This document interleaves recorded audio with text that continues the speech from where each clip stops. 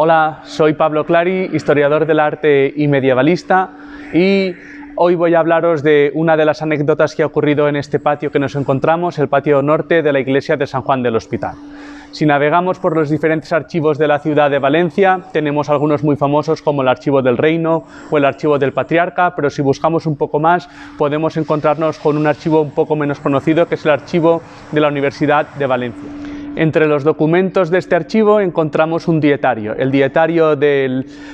escribano de la Fábrica del Río, Josep Vicente Ortí Mayor, el cual está escrito entre finales del siglo XVII y principios del siglo XVIII. Justo entre estos dos siglos ocurre en Valencia y en la península ibérica la conocida como Guerra de Sucesión, en la cual se enfrentan los Austrias y los Borbones. Durante esta guerra, la ciudad y el reino de Valencia habían decidido posicionarse a favor del archiduque Carlos. Por tanto, durante esos años, la ciudad de Valencia estaba ocupada por las tropas de los Austrias y éstas pidieron ayuda a los militares ingleses. Según el dietario de Josep Ortí, que hemos comentado, cuenta que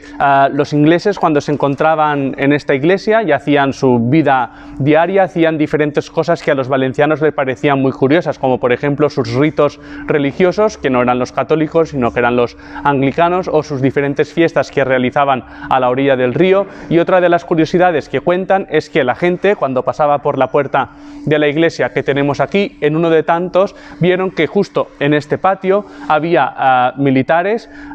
ingleses que se estaban peleando. Entre ellos se peleaban y la gente de Valencia, podríamos decir un poco alarmada y viendo esta situación, decidió entrar a ver qué es lo que estaba ocurriendo. Así que justo en el momento en que los transeúntes deciden entrar a ver qué es lo que está ocurriendo en este patio que nos encontramos, se encuentran con estos dos militares ingleses que se están dando cachetes, dando bocados, ¿no? Y que cuando terminan de pelearse realmente se vuelven a reencontrar y se abrazan los dos juntos. Realmente los valencianos que habían entrado alarmados lo que acababan de presenciar era un combate de boxeo.